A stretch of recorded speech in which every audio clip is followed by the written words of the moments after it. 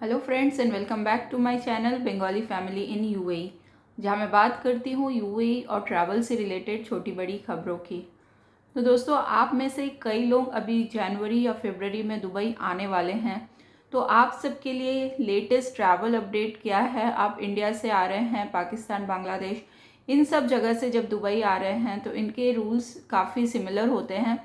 तो अगर आपको अभी दुबई आना है या यूएई आना है तो क्या ट्रैवल रूल्स हैं, क्या दुबई में लॉकडाउन अभी लगेगा, और वैक्सीनेशन सर्टिफिकेट ज़रूरी है कि नहीं है, फ़्लाइटें बंद होने के चांसेस कितने हैं, इन सब से रिलेटेड ही आज इस वीडियो में बात करेंगे।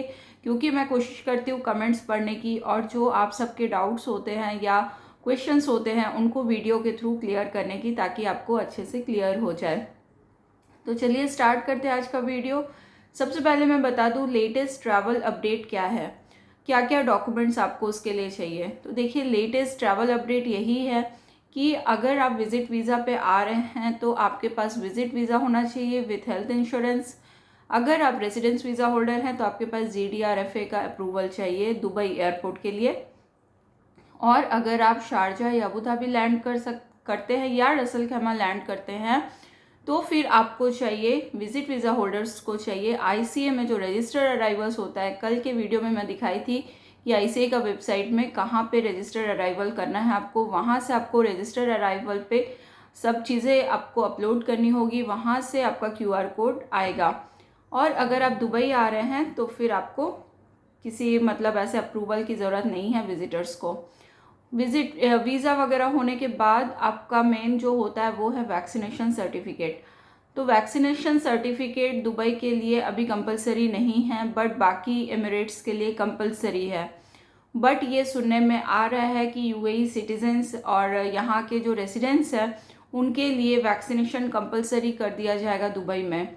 यूएई सिटीजन्स के लिए कर दिया गया है और रेसिडेंट्स के लिए भी बहुत जल्द कर दिया जाएगा। ये अभी तक न्यूज़ में नहीं आया बट सुनने में आ रहा है, क्योंकि DHA का जो है वो बहुत ही ज़ोरों शोरों से लग गया है बूस्टर डोज लेने का। बूस्टर डोज यानी कि जो यहाँ के सिटीजन्स हैं या रेसिडेंट्स है, यहाँ के रेसिडेंट्स को बूस्टर डोज जो है वो कंपलसरी हो जाएगा। अबू धाबी में कई जगह में, यानी कि पब्लिक सेक्टर जो है वहाँ पे एंटर होने के लिए या ऑफिसेस में यहाँ पे बूस्टर डोज कंपलसरी कर दिया गया है। वैसे ही हर जगह बूस्टर डोज कंपलसरी हो जाएगा। तो अगर आप अनवैक्सीनेटेड हैं अभी तक तो आप वैक्सीनेटेड हो लीजिए, और वैक्सीनेटेड हैं तो कोई भी दिक्कत नहीं है। बूस्टर डोज नहीं भी लगा है तो ठीक है, बट अगर आपका 6 महीना हो गया है सेकेंड डोज लिए हुए तो बूस्टर डोज आप ले सकते हैं। वैसे इंडिया में अभी हाल ही में चालू हुआ है तो सबको शायद नहीं मिलेगा, बट वैक्सीनेटेड आप हो जाइए 2 डोज जो है, क्योंकि दुबई जो है अनवैक्सीनेटेड को भी एंटर होने दे रही है अभी। उसका एक मेन कारण है एक्सपो 2020। तो जी हाँ, और जो टूरिज़्म का सीज़न है अभी इसलिए ही एंटर होने दे रही है, बट ये जो सीज़न है वो फरवरी मार्च तक का ही है। तो अगर आप फरवरी मार्च के बाद भी अगर आना चाहते हैं उसके लिए वैक्सीनेशन देखिएगा कंपलसरी कर दिया जाएगा। तो अगर आपका प्लान है मार्च में आने का या फरवरी लास्ट में आने का तो आप वैक्सीनेटेड हो लीजिए। ये एक ट्रैवल अपडेट है। उसके बाद डॉक्यूमेंट्स की बात करते हैं। विदिन 48 आवर्स का RT-PCR टेस्ट रिपोर्ट आपके पास होना चाहिए, और एयरपोर्ट में जो रैपिड PCR टेस्ट हो रहा है उसका नेगेटिव रिपोर्ट आपके पास होना चाहिए। अभी हाल ही में हुआ था, अमृतसर से कुछ लोग आ रहे थे जिनके पास रैपिड PCR टेस्ट रिपोर्ट नहीं था, और अमृतसर एयरपोर्ट में उनको आने भी दिया, यानी कि बोर्ड भी करने दिया उनको फ़्लाइट में। उसके बाद जब वो लोग दुबई आ गए तो दुबई में जब टेस्ट रिपोर्ट जब चेक हो रहा था कि रैपिड PCR टेस्ट रिपोर्ट जो है तो उनके पास नहीं था, तो उनको दुबई एंटर करने नहीं दिया गया, उनको वापस भेज दिया गया। इसलिए वो चीज़ आप ध्यान से देखिए कि एयरपोर्ट में रैपिड PCR टेस्ट का रिपोर्ट आपके पास होना चाहिए, यानी कि रैपिड PCR आपको करवाना ही है। तो इतने डॉक्यूमेंट में ही आप यहाँ पे इजीली आ सकते हैं।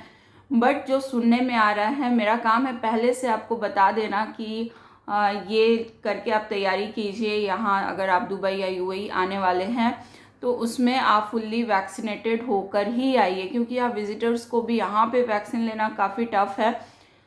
तो आप वैक्सीनेटेड होके आइए, अनवैक्सीनेटेड मत आइए, क्योंकि ये रूल कभी भी चेंज हो सकता है। तो ये था लेटेस्ट ट्रैवल अपडेट। अब बात करते हैं लॉकडाउन की। तो दुबई में काफ़ी लोग पूछ रहे क्या फ़्लाइट बंद हो सकती है, क्या लॉकडाउन लग सकता है।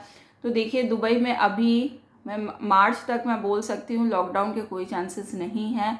चांसेस बहुत ही कम है, यानी कि केसेस अगर बहुत ज़्यादा बढ़ते हैं, केसेस वैसे बहुत ज़्यादा बढ़ रहे हैं, पर और भी ज़्यादा अगर बढ़ता है तो फिर यहाँ इंटरनल एक लॉकडाउन होने का है। बट फ़्लाइटें इतने जल्दी बंद नहीं होगी, क्योंकि इनका जो मेन जो चल रहा है एक्सपो 2020 और टूरिज़्म, ये दोनों चीज़ें अगर यहाँ की बंद हो जाएगी तो काफ़ी इनका लॉस होगा।